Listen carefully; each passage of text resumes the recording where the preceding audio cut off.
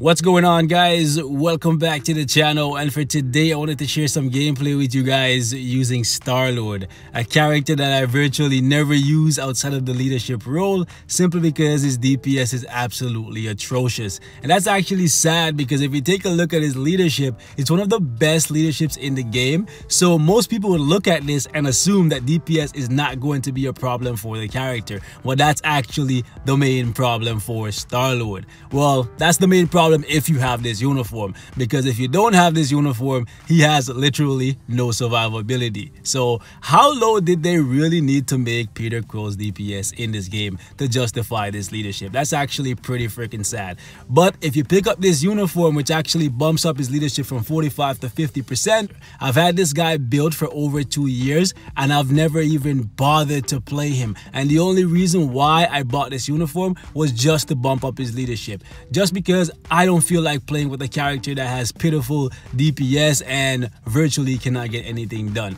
And to be honest with you guys, I don't have him built very well right now, but I know some of you guys out there are going to be diehard Star-Lord fans and you're wondering if he can get anything done for you. So I wanted to do this video, hopefully to help any of you guys out there. As you can see, I have 119 for attack speed, 51% for critical rate, 181 for critical damage, 38% for ignore defense, which is pitifully low. And the reason why that's like that is because, like I said, I don't generally use this guy to do any kind of heavy lifting. I put him in as a leadership, tag him out, and let somebody else be the muscle. As you guys can see right here, I have 50% for reduced cooldown duration. As for the rest of his kit, he has absolutely no ooze on him, and I don't think I ever will give him any ooze, because that's not going to do anything but waste my materials. So I don't recommend you guys give him Urus either, but some of you guys just love the character and you love to have them ranked very well. As for the last gear slot, you can see for yourself, I have skill cooldown roll there. For his skills, he actually has 4 iframes in his kit with this uniform, which actually bumps up his survivability significantly, but is still not top tier. His iframes are in really inconvenient places, and one thing that is a main factor for me why I don't play Star-Lord is actually his 5 skill. His 5 skill is freaking annoying. It has a really low damage, especially since it's a 5 skill. This is supposed to be the ultimate skill in a character's kit because you have to build them all the way to 6 star to unlock this skill, but the skill damage is actually lower than some of his other skills, and on top of that, 90% of the time you use the skill is gonna miss. On top of all that, guys, 99% of the time you use the skill, you're gonna take damage before you enter the iframe on the skill. That's actually freaking annoying, okay? And they actually left this skill like this on purpose, and I'm not sure if they're just doing it to piss off the player base, but they've had 2 opportunities to fix the skill, and both uniforms, it's exactly the freaking same. On top of that, they took Star-Lord's skill, gave it to Yondu, and they made it better for Yondu and still did nothing for Star-Lord. So that really annoys me. But I won't dwell on that too much. He has a decent 4-star passive. His tier 2 passive is mediocre, which is another reason why this guy, I just can't justify putting a lot of resources in him, because even at tier 2, the best thing he's getting is some guaranteed crit. That's it. His skill damage is going up by barely anything, and that's what he actually needs. So forever a leader, Mr. I have a plan, even though it's not a good one. As you guys can see right here, I have Power of Angry Hulk. I highly recommend you give this guy an offensive ISO set. Otherwise, you're going to run out of time in pretty much anything you put him in. Unless it's story mode, where you have all the time in the world. But do you really? Because time is very, very limited. Anyways, as for the obelisk, guys, this is what I gave him. I gave him some crit damage and a damage proc. But to be honest with you guys, even this is not going to increase his DPS by that much. So I've seen most people actually give him invincibility, even in this uniform where he has freaking 4 iframes, because he's really not that safe. You would think if you have an iframe on virtually all of your skill, you would be a pretty safe character. But you guys will see for yourself. Maybe that's just because I don't play him very often or pretty much at all, that I'm not good with him. But from everything I've seen and heard from everyone else, his survivability is really not that good.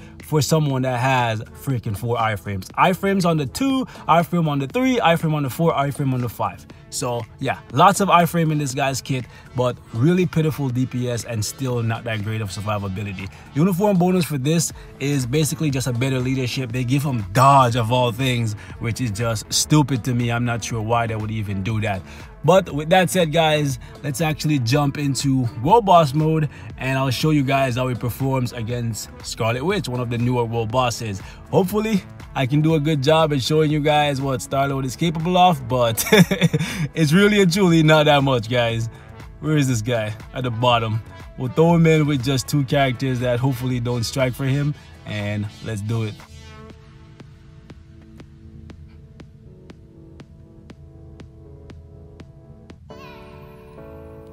Alright. Let's see how well I can play this clown. Hate that freaking wind up on the 5 and that amazing tracking. Gotta love it. Girl trying to give me that box, but I got other plans, which involves not dying. Wow, that tracking though. Gotta love it, bro.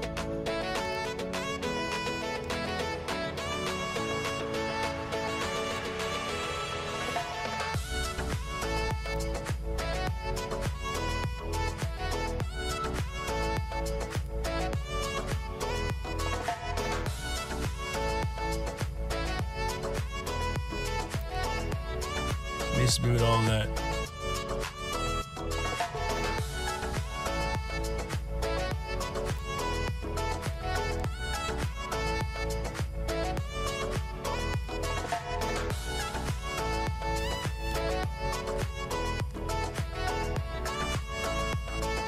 Yo, that tracking though. That amazing tracking though.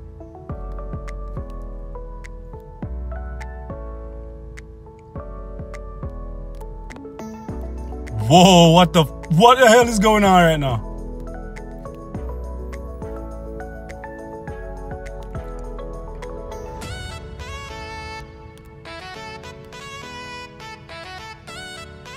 Yo, I swear she got me in that box.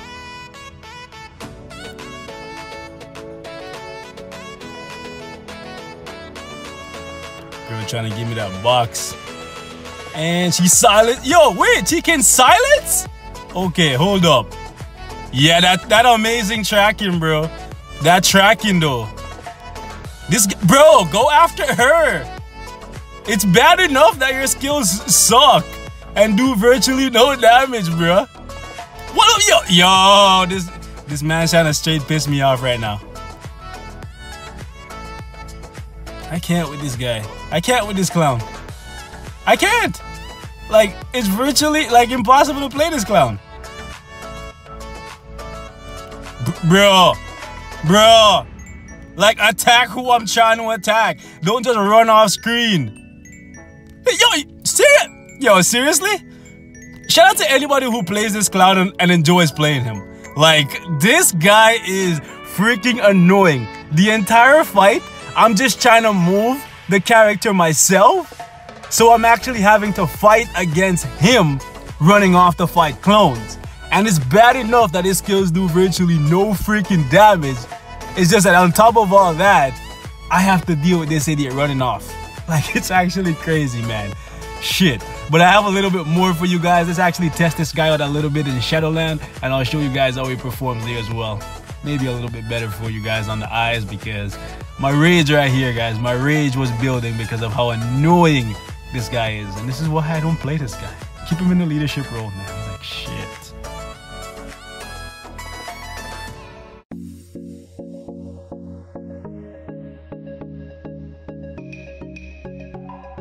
Alright, boys, let's see if we have a better time controlling this clown in this. Should be interesting with all the CC that these guys have, the fear, the stuns. They have bleed in here too. And I believe, yeah, Crossbone has a burn as well. So let's see how much better his survivability is in something like Shadowland.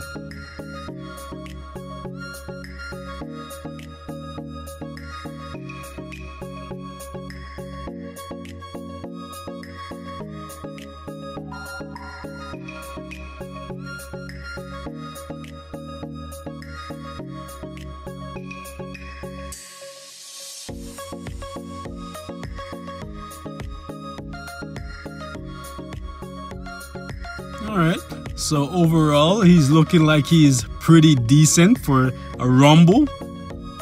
So it looks like I've been sleeping on him a little bit too much, because I was not expecting it to look as good as it's looking right here against these guys. But I said that, and then Red Hulk smashed me in the face. But either way, this is actually significantly better than that World Boss run. He's pretty much toying with Red at this point. I'm not sure if Red is even going to break out and get another attack off. So it's pretty much an assured victory here. So at least there's something that you can do with him inside Shadowland besides just using him as a leadership.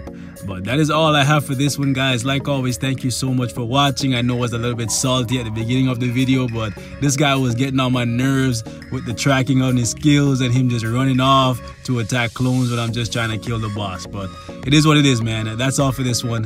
Hope this was informative, and I'll see you guys in the next one. Peace and love. And I'm gone.